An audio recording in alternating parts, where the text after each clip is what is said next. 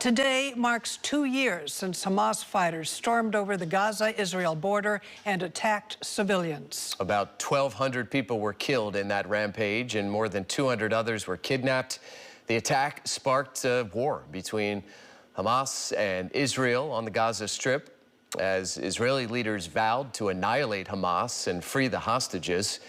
According to the Associated Press, since then, nearly 11% of Gaza's population has been killed or injured, and 90% of the population has been displaced. Tonight, indirect peace talks between Israel and Hamas have been continuing for a second day in Egypt. The two sides working to finalize a deal based on President Trump's 20-point Gaza ceasefire plan. Reports indicate that Hamas is demanding a full Israeli withdrawal from Gaza as soon as it hands over the final hostages, the last of the hostages, and Israel is demanding that Hamas disarm. KRON 4's Stephanie Rothman spoke with the Bay Area expert about the effects the war has had now 2 years later. 2 years ago, Hamas terrorists stormed into a music festival in Israel and nearby towns, killing 1,200 people and taking hundreds of hostages, sparking retaliation by Israel that is still going on today. On October 7th, the Jewish holiday of Sukkot, terror group Hamas led a surprise attack that caught soldiers off guard, resulting in the deadliest attack in Israel's history. Stanford University journalism lecturer Janine Zakaria spent 2 decades reporting on the Israeli-Palestinian conflict. The scale of it and the number of people who were murdered, children, women, entire families, and the number of hostages, more than 200 people taken in, and of course we still have hostages being held 2 years later. It was just unfathomable. And since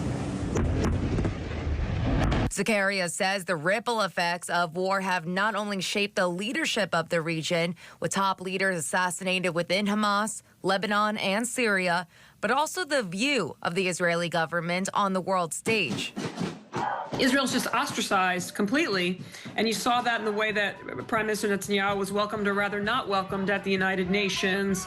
You see that in boycotts of Israel. You see that in the protests that swarmed campuses like my own at Stanford over the past 2 years.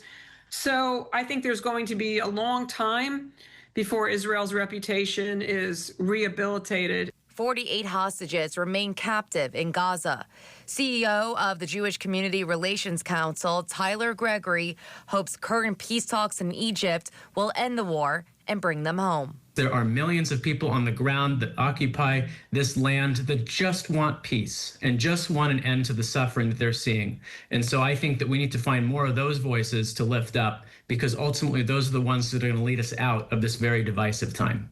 But to do that, I hope those that are reasonable on both sides of this issue can come together to realize that coexistence is the only way that we're going to move past this horrific period. peace talks are scheduled to continue with U.S. Mideast envoy Steve Witkoff and Jared Kushner heading to Egypt now to aid in the discussions.